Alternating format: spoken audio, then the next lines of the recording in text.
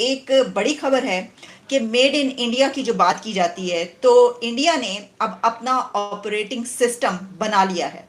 यानी कि उनका लोकल ऑपरेटिंग सिस्टम जो कि रिप्लेस करेगा विंडोज़ को, माइक्रोसॉफ्ट विंडोज़ को। इंडिया ने 1950s के अंदर आईआईटीज का जाल बिछाया। आज वो सैकड़ों बिलियन डॉलर कमा रहे हैं। हम 2.62 बिलियन डॉलर पे बैठे हुए हैं और 2 से 3 बिलियन डॉलर के लिए हमें मारे मारे फिरना पड़ा आईएमएफ के साथ, जिसका नाम है माया। नाम बड़ा जबरदस्त रखा है जनाब, सब माया है। कि स्टेट ने मेक इन इंडिया को बहुत प्रमोट किया है, तो ये किया जा सकता है, लेकिन अभी तक हम उस रीजन के अंदर दूसरा कोई मुल्क जो है वो इसकी तरफ तवज्जो नहीं दे रहा था। मैं 14 के बजाय 15 अगस्त मनाऊंगी क्योंकि मुझे अफसोस है इस 14 अगस्त पे हम इस देश में क्यों हैं जिसने आज तक हमारे लिए कुछ किया नहीं। 2 लड़कियां मुल्क छोड़ के हिंदुस्तान भागना चाहती हैं। ये एक देखिए बहुत बड़ा काम है। इसकी वजह ये है कि आप अपने मुल्क के अंदर एक ऐसा सिस्टम बना लें, खुद का अपना सिस्टम हो, और आप जो पूरी दुनिया सिस्टम इस्तेमाल कर रही है उसको आप डंप कर दें। वो लोग तरक्की कर रहे हैं, उन्होंने अच्छी पॉलिसीज बनाई है। अब तो वो भी प्राइम मिनिस्टर नरेंद्र मोदी जैसा लीडर जो है पाकिस्तान में चाहते हैं। तो हम 2 से 3 बिलियन डॉलर के लिए मारे मारे आईएमएफ, वर्ल्ड बैंक और एडीबी बड़े बड़े फैसले वहां से होते हुए नजर आ रहे हैं हमें कुछ अरसे के दौरान, ये कुछ सालों के दौरान। ये तो अनबिलीवेबल है। मुख्तलिफ ममालिक के सामने कशकोल लिए फिरते हैं। दिस इज अनबिलीवेबल कि जिस तरीके से वो अपना एक बाइख्तियार इंडिपेंडेंट एक ऐसा कंट्री बन चुका है जो स्पेस मून मिशन। बड़ी खबर है। और जब हम ख़ास तौर पर टेक की दुनिया की बात करते हैं इस वक्त, बल्कि इस दुनिया में हम किस तरीके से चल रहे हैं, आगे बढ़ रहे हैं, हमारा जो मेन फोकस है और हमारी ज़िंदगियों में जो एक ऐसी चीज़ है जिसके बगैर हम गुजारा नहीं कर सकते।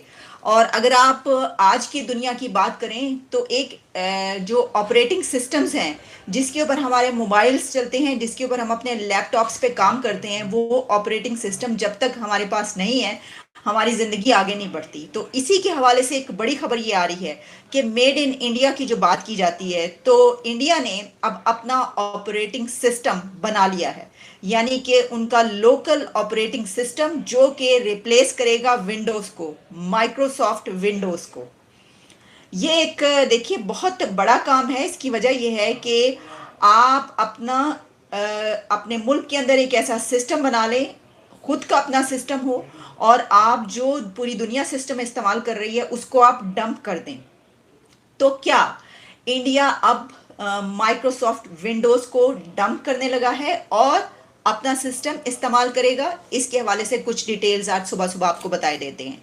इसके हवाले से उनकी जो मिनिस्ट्री ऑफ डिफेंस है उन्होंने ये फैसला किया है कि अब वो रिप्लेस करेंगे विंडोज़ को, ख़ास तौर पर उनके जितने भी तमाम इंटरनेट कनेक्टेड कंप्यूटर्स हैं, with a new operating system जिसका नाम है माया। नाम बड़ा ज़बरदस्त रखा है जनाब, सब माया है। ये बड़ा एक मशहूर गाना भी है। तो माया जो है उसको अब इंडिया में इस्तेमाल किया जाएगा, लेकिन अभी कहाँ कहाँ इस्तेमाल होगा? देखिए, ये जो इनिशिएटिव है, कहा यह जा रहा है कि इसको सबसे पहले जहाँ पर इस्तेमाल होगा ये वो डिफेंस है। अब डिफेंस में नेवी ले सकते हैं आप, एयरफोर्स है, और फिर ये कि आर्मी है। इस हवाले से जितने भी उनके वहाँ पर सिस्टम्स मौजूद हैं, क्योंकि ऑफिशियली जो इस वक्त बताया गया है इनिशियली वो माया जो है वो इंस्टॉल किया गया है डिफेंस मिनिस्ट्री सिस्टम्स में, जिसमें आर्मी, नेवी, एयरफोर्स ये सब शामिल हैं। और इसमें यह भी कहा जा रहा है, यानी इसको अब आप समझ सकते हैं कि इस साल के एंड तक ये जो है फंक्शनल हो जाएगा। ये फैसला किया गया और इंस्टॉल किया जा रहा है और उसके बाद इस्तेमाल करना शुरू कर देंगे। अच्छा, अब इसके बारे में ये बात भी है कि नेवी ने जो है इसको बिल्कुल क्लियर कट ये बताया है, आर्मी और एयरफोर्स जो हैं वो भी इसको इवैल्यूएट कर रहे हैं और इसको इसी तरीके से ऑफिशियली जो है वो डिक्लेयर किया जाएगा, इस्तेमाल किया जाएगा। अब माया ऑपरेटिंग सिस्टम जो है वो विंडोज़ को जब इसको रिप्लेस कर देगा तो उनके तमाम का तमाम डिफेंस सिस्टम जो है वो इसके ऊपर आ जाएगा। क्या डिफेंस से आगे बढ़कर इंडिया इसको अपनी पूरे मुल्क में भी इसको लागू कर सकता है? उसके अंदर obviously lack of education, proper education. India ने 1950s के अंदर आईआईटीज का जाल बिछाया। आज वो सैकड़ों बिलियन डॉलर कमा रहे हैं। हम 2.62 बिलियन डॉलर पे बैठे हुए हैं और 2 से 3 बिलियन डॉलर के लिए हमें मारे मारे फिरना पड़ा आईएमएफ के साथ। क्या विद मिनिमम इन्वेस्टमेंट ये इंडस्ट्री पाकिस्तान को इस लोन के जो एक नासूर है हमारे साथ चिपका हुआ, इससे जान छुड़ा सकती है? अभी तक हमने क्या गलत किया है जिसको अब हमें सही करने की ज़रूरत है, जो अब होने की तरफ आ रहा है? आई थिंक सिर्फ आईटी का सेक्टर निगलेक्टेड रहा है, जिस पे इतना ज़्यादा ध्यान नहीं दिया गया। बजट में चीज़ें उस तरह से उनको फैसिलिटेशन नहीं दी गई जिस तरह से सर ने कहा कि इनको जो है basically ease of doing business is something that every investor needs, चाहे वो लोकल हो चाहे वो इंटरनेशनल इन्वेस्टर हो, ठीक है। जब तक आप उनको वो इन्वायरमेंट प्रोवाइड नहीं करेंगे जहाँ उनकी इन्वेस्टमेंट सिक्योर है, तब तक जो है वो अपना पैसा इंजेक्ट नहीं करेंगे किसी भी जगह पे। अच्छा, हम जैसे काम भी करते हैं तो हमने देखा है कि अगर हम इंडिया की बात करते हैं लोगों से कि उन्हें कभी किसी ने नहीं निकाला, उनके कभी किसी ने बुराई नहीं की, उनको तो वो खुद वीज़ाज देते हैं कि इतने हज़ार वीज़े हमारे पास है, आज जो इंडियंस आपको काम मिलेगा। तो पाकिस्तानी फिर आगे से कहते हैं भाई उनके पीछे हुकूमत का हाथ है, हमारे पीछे हाथ नहीं। हम ये क्यों नहीं कहते कि वो बड़े काबिल लोग हैं? आजकल दुनिया को हुनरमंद लोग चाहिए, टैलेंटेड लोग चाहिए, तभी तो पैसा वो देते हैं। टैलेंटेड लोग नहीं होंगे तो वो क्यों बुलाएंगे? अगर हम भारत की यूथ की बात कर लें, जिस तरह से हम वीडियोस देखते हैं, उन्होंने अपना एक लेवल मेंटेन किया हुआ है।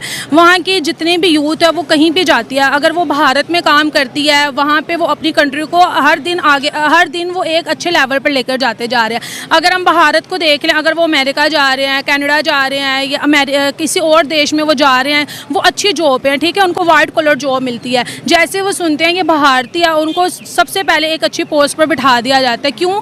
पहली बात, उनकी एजुकेशन बहुत ज़्यादा बेस्ट है। हर जगह आजकल एजुकेशन का ट्रेंड है, जिसकी एजुकेशन अच्छी होगी उसको हर अच्छी से अच्छी पोस्ट मिलेगी।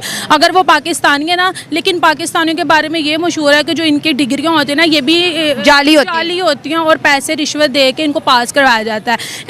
एक तो इस चीज़ ने इनकी रेपो ख़राब कर दिया है। अगर हम भारत की बात करते हैं, उनकी डिग्रियाँ बिल्कुल जेन्युइन होती हैं, वो अपनी मेहनत पर आगे आते हैं। मोदी जी की बात कर लें, अगर हम अपने पीएम की बात कर लेते हैं, शहबाज शरीफ की कर लेते हैं, मोदी जी की कर लेते हैं। मोदी जी का अब देखो उन्होंने कितनी बड़ी अनाउंसमेंट कर दी है। जब मैं ये सुन रही थी मेरे होश उड़ गए। उन्होंने बोला कि मैं 4th नहीं, मैं अपने इंडिया को 3rd इकोनॉमी, दुनिया के लार्जेस्ट इकोनॉमी पे ले आऊँगा।